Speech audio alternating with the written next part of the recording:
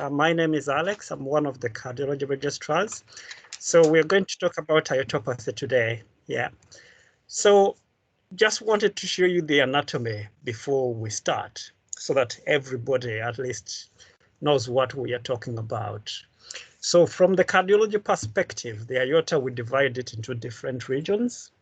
We've got basically, you've got the area where there is the aortic annulus, the sinus of a salva, sinotubular junction, you've got the arch. Then the thoracic aorta is basically essentially the descending aorta. Then you've got just below the diaphragm, the suprarenal and the infrarenal aorta, which in brief is made of the abdominal aorta. So just to revise the anatomy, like for any other vessel, the anatomy is basically you've got the tunica intima, the media, and the externa. The media is formed of the smooth muscle cells, as all of you may know. And just not to bore you a lot with that, of course, it carries about 200 million liters of blood in a lifetime. It has got more controls apart from just helping just to transport blood. It also works in systemic vascular resistance via the pressure responsive receptors, which are found in the ascending aorta, as well as the arch. It also acts as a second pump, which we call the Windsor Kenzo function. And this mainly is important for coronaries, especially during diastole. That's where you have blood collects during diastole, and then it infuses into the coronaries. Over a lifetime, it does not normally exceed 4 centimeters, and the rate of increase is normally in men, as per decade, it should be less than 1 centimeter, less than 1 centimeter, as well as for women, 0.7 millimeters in brief. For those of you who have done echocardiography, there are different measurements. If you take the echocardiogram that we look at to say this aortic arch or this descending aorta is dilated. And for the ascending, normally we tend to take especially the sinus of Valsalva and as well as the ascending aorta. So for me, I tend to look at the upper measurement, which is 45 millimeters. And then we look at 36 millimeters. And for the descending, it's the 30 millimeters. In terms of width of the aortic wall, essentially shouldn't exceed at least 4 millimeters. So if we are to come to today's topic from the anatomy, then what is iotopathy? In brief, iotopathy is diseases of the aorta. It encompasses a wide spectrum, which include aortic aneurysms, aortic syndromes. Now, aortic syndromes covers a lot of conditions, including aortic dissection, intramural hematomas, penetrating ulcers, traumatic injury. There is also what we call aortic rupture, inflammatory aortic diseases, genetic aortic diseases, and congenital abnormalities like coarctation. What's the incidence of aortic disease? So overall, if we look at aortic aneurysm, the incidence as well as dissection is about 3 out of 100,000. This tends to increase with age. Men are more affected. And overall, the incidence of abdominal aortic aneurysm has decreased over the last 2 decades. In terms of pathophysiology, it's mainly arteriosclerosis, which is responsible for most of these pathologies, to be honest.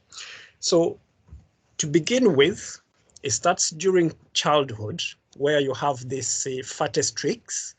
This has been found on postmortems in different children, and they have found that even at early childhood, you have got a little fatty streak. which may progress, and then you have deposition of lipids, and then that inflammatory cells come in, you get a lot of elastoblasts coming in, then you get deposition of fibrous tissue, and you end up with atheroma, fibroatheroma, plaque erosion and rupture, and then plaque ulcers and neurothrombus and hematoma formation. What are the risk factors for aortic diseases? Hypertension is actually the most important. Smoking, diabetes, high cholesterol. There are others which probably you're not very familiar with, like fibrogenemia, homocystinuria, and as well as traumatic injuries like catheterization. There is also deceleration traumas or aortic surgery. Advancing age, of course, is an important risk factor. Hereditary connective tissue disorders like Marfan syndrome, Ehlers-Danlos syndrome, vascular disorders like if you have a bicuspid aortic valve disease or coarctation. Then you have other vascular inflammatory disorders like Takayasu or syphilis or giant cell arteritis.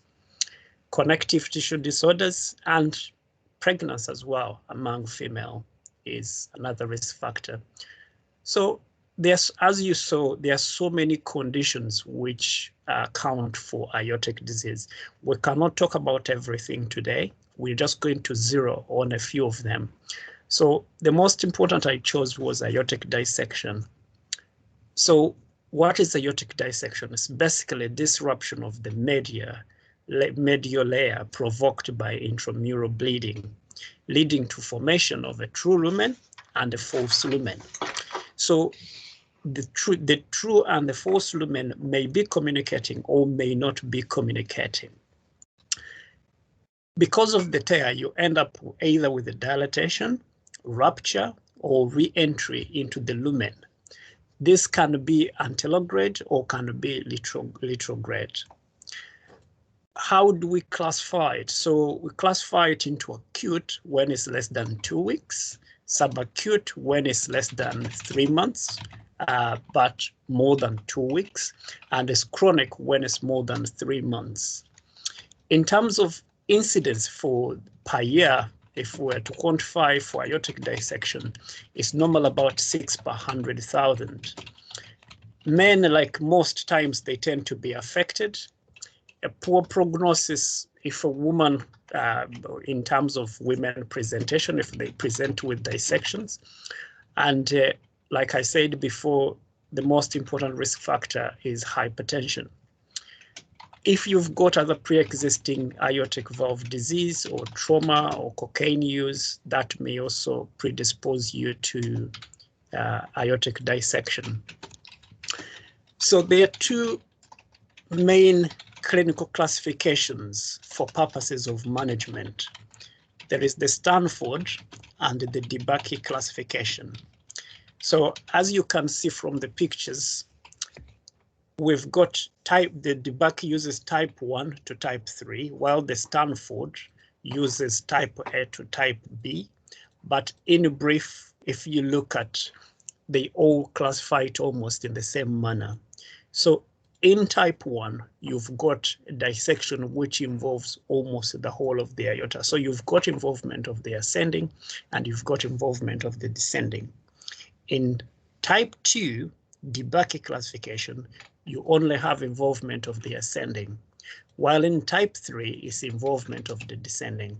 Now, the difference with the Stanford is that Stanford is got type A for both whole dissection, whole aortic dissection, as well as for ascending dissection.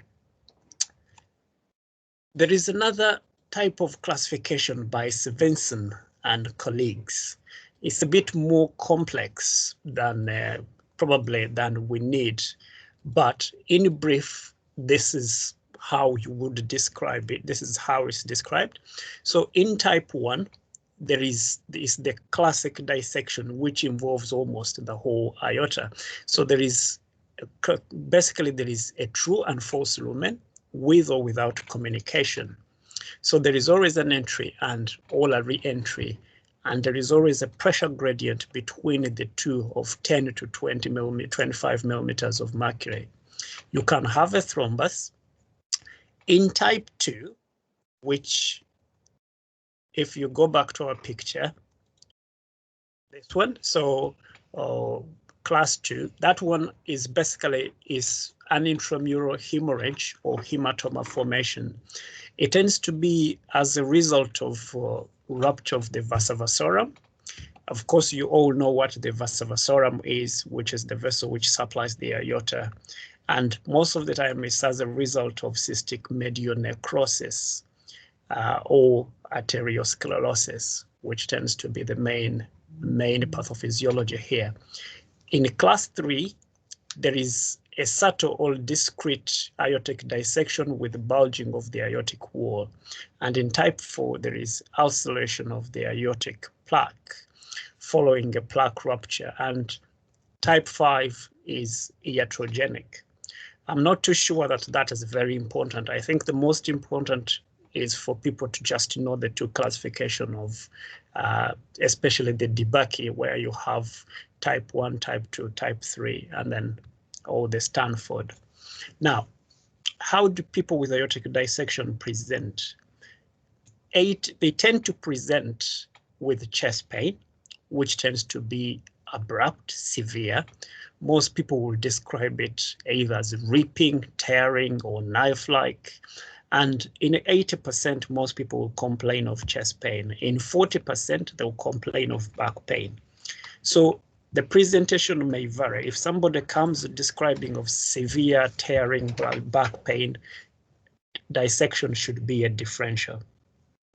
Some people will present with just abdominal pain in 24 to 25%, and this tends to be in the descending aortic dissections.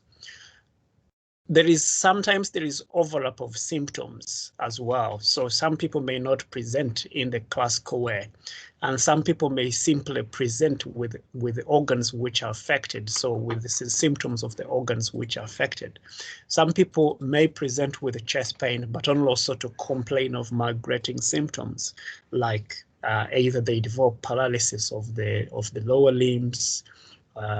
So now, as far as dissection is concerned, there are some very important emergent signs which you should always look for. If somebody's got a pericardial effusion, that's an emergency. If it's got a pleural effusion, that's a very important emergency. Or they have got features to suggest that they have got a periaortic fluid extravasation. If somebody comes and is complaining of a tearing pain, and then he's also reporting of a hoarse voice, that may suggest that this person actually has got dissection which with extravasation of fluid and is now having compression of the recurrent laryngeal nerve, which means that actually this is a very important sign and needs to be seen by the cardiothoracic surgeons. So if anybody presents with these 4 classical signs or symptoms, mortality is normally more than 50%, so you should always expedite treatment. There is what we call probability scoring, and the probability scoring is based on high-risk conditions, high-risk features that you may find, and I mean high-risk features which the person may have presented with, and as well as high-risk exam features which you may find.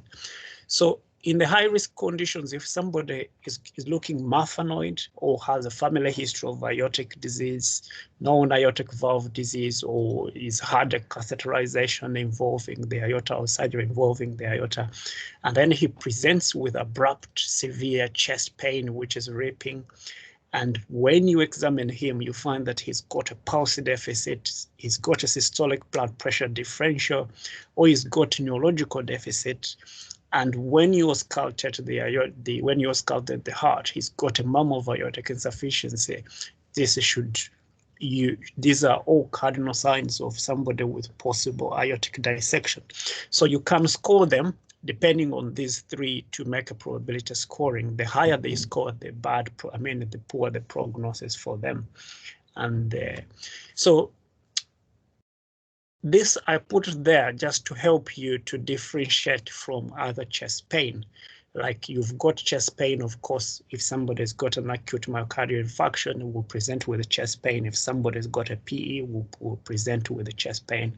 But I think this, I took it from the European guidelines. So it's basically showing you the different, and the most important thing is to look at the patient. Is he stable or is he unstable? And in different ways, then you have a way how to treat this patient. If the patient is unstable and you suspect you could have a dissection, that patient should always have a TTE plus minus a TOE. If he's stable, therefore you can use the probability score.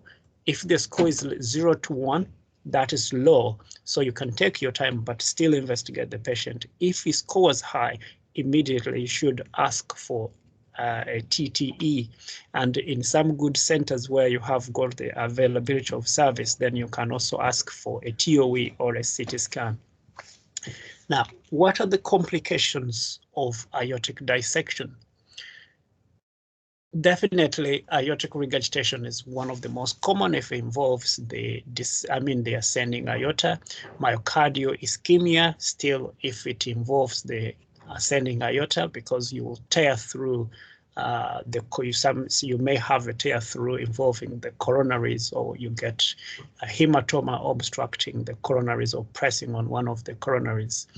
If somebody develops a pleural effusion, that means it's bleeding into the mediastinum, and normally that's a bad prognostic feature. If people also, sometimes you can get compression of the pulmonary artery, iotopulmonary fistula, so some people will present with the hemoptysis. Is everybody hearing me okay? Yeah, okay. So some people will have syncope, and syncope may be related to tamponade or supra-aortic vessel dissection.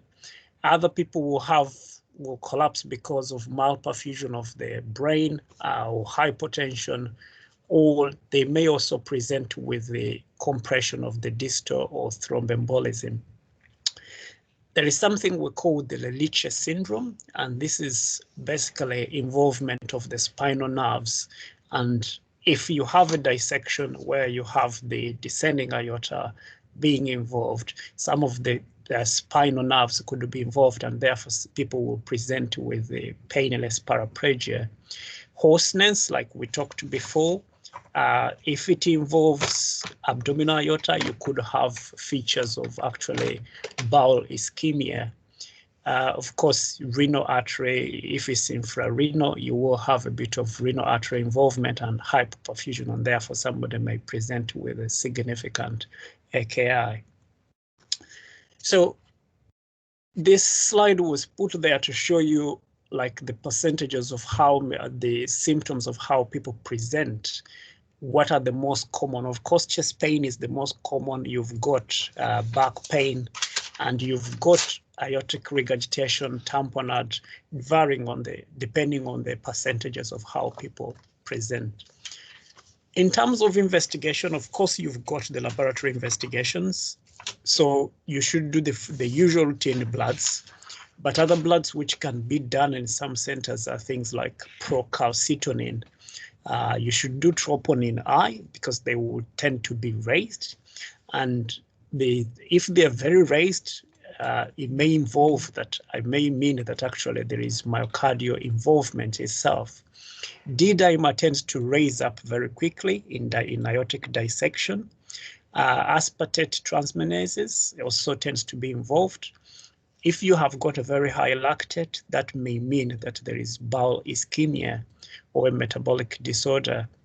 And yeah, so like I said, D-dimer is very, very important in terms of laboratory investigations, and There are other markers, of course, which are being developed to be specific for my aortic dissection.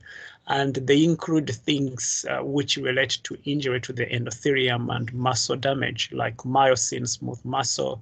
There's something called calponin or matrix metalloproteinase 8 vascular interstitium, elastin laminae soluble. Most of these are still basically in research. They are not really fully underutilization. In some cardiovascular centers, some of them are utilized, but they're not widely spread.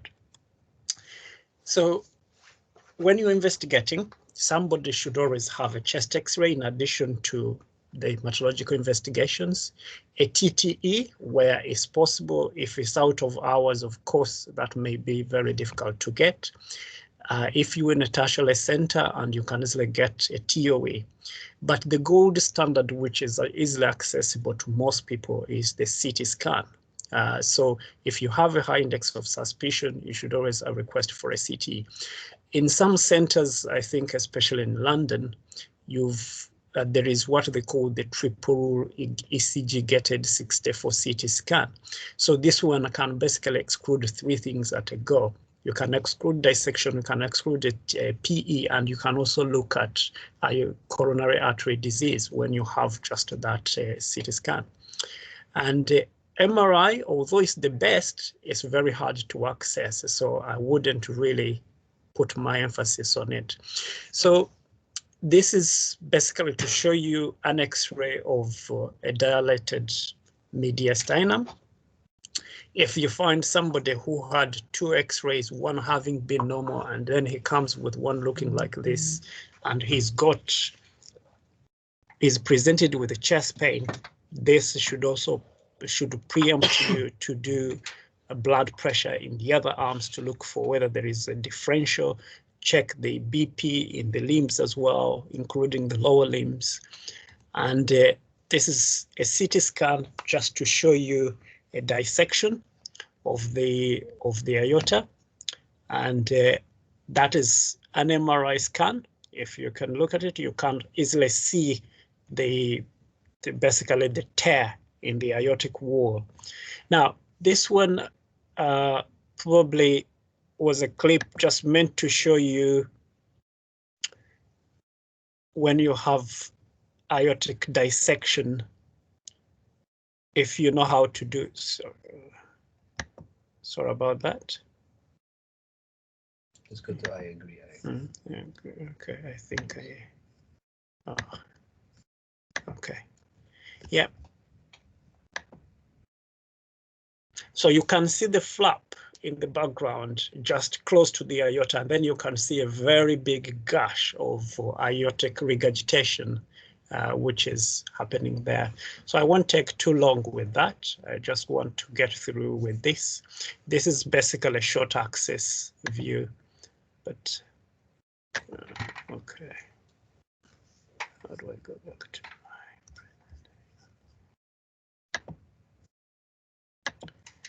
Thank you. So, this is not very clear, but it was just to show you like which modality is most sensitive when you're investigating people with possible dissection. What I would recommend, CT and just the normal TTE, because the rest of the other investigations may be very difficult to assess. So how do you manage some suspected dissection? Of course, you have to do your ABC. You give basically take a very detailed medical history, you check their blood pressure, right?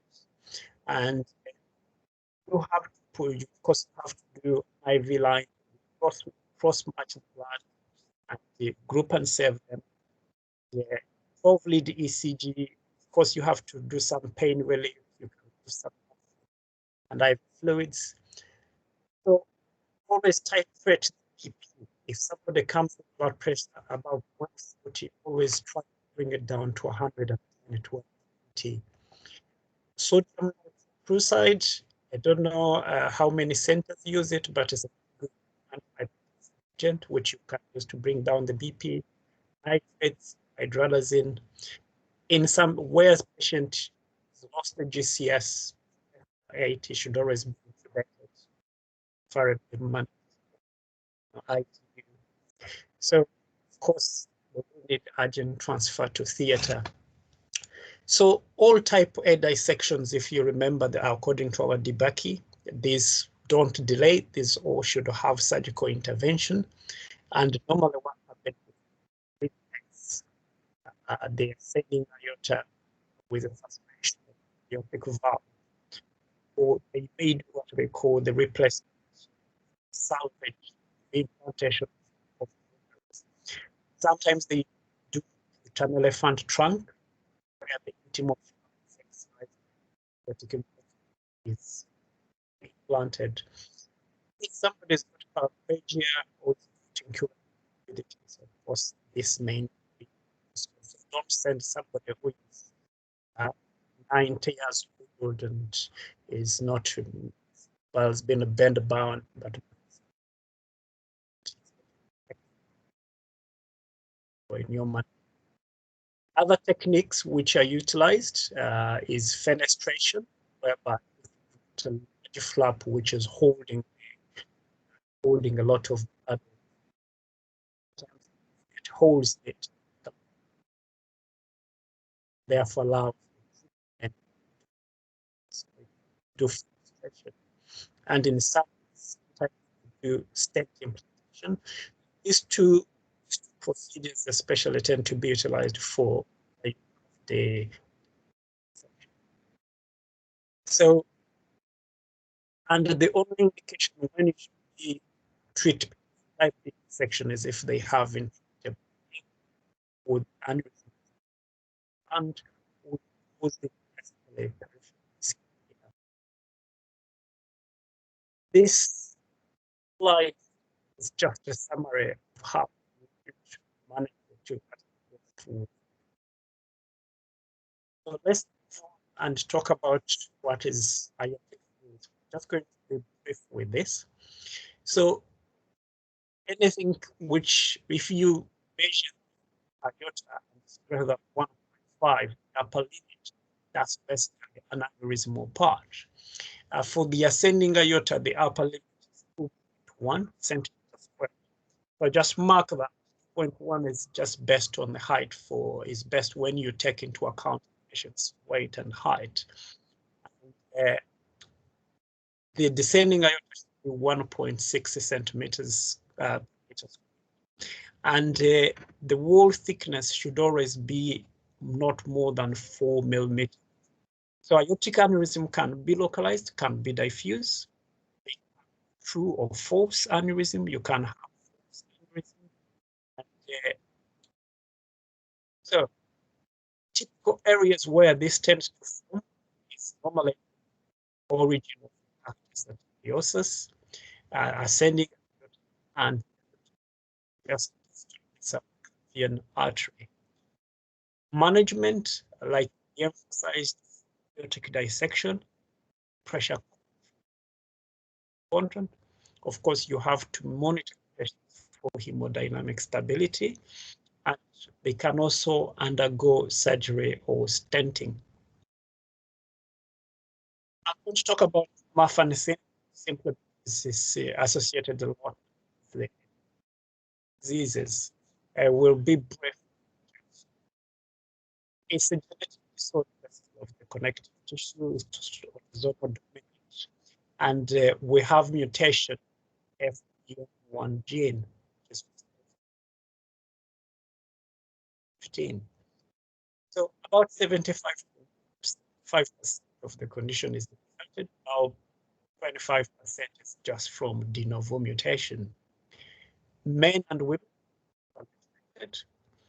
So often it's basically multi condition. You can have skeletal, which this skeletal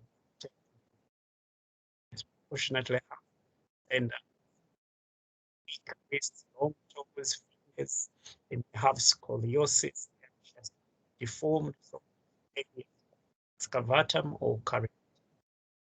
Their arch tends to be high arched. They have crowded teeth. At feet, I'm sure all of you guys know from the cardiovascular point of view, basically they tend to have bicuspid aortic valve, and it's commonly associated with when you find that somebody's got mafanoid, also think about that they have aneurysm. And if they have the process before, the his was wow. In terms of pulmonary disease, emphysema, bronchiectasis, the hypoplasia, the hypoplasia is a common nervous system.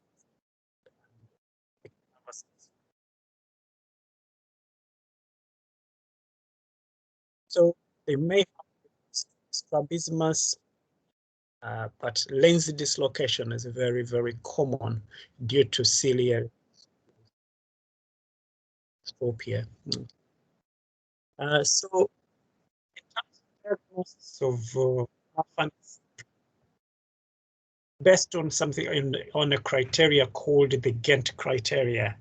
So you have who you got most of it. I think so. Send it to the specialist because it's got a lot of it and you score. There are a lot who are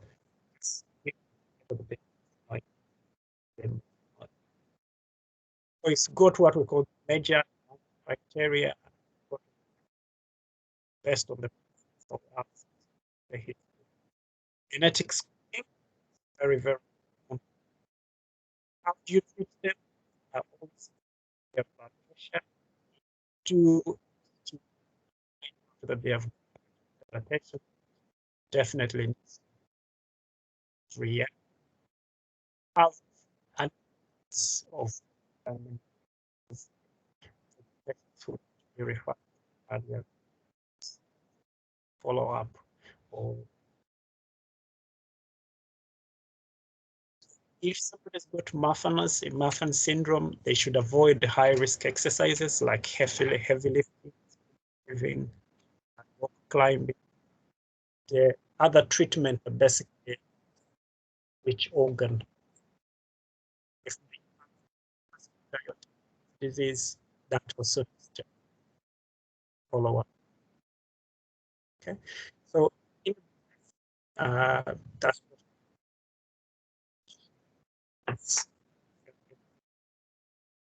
It's accidentally. Alex, thank you so much for that. That was a really informative talk, actually. Been